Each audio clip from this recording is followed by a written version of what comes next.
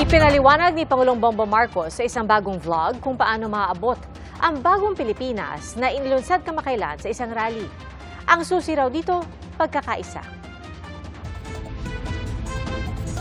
Sa isang bagong Pilipinas, walang puwang ang mga paninira at paghahataka pababa. Unahin natin ang ating bayan. Magbago na tayo dahil walang bagong Pilipinas kung walang bagong Pilipinas.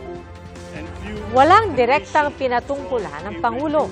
Pero lumabas ang pahayag ilang araw matapos siyang akusahan ni dating Pangulong Rodrigo Duterte ng pagiging isa umunong drug addict. Bagay na hindi na pinatulan ng Pangulo. Pero sinabi niyang baka naapektuhan lang si Duterte nang iniinom nitong fentanyl.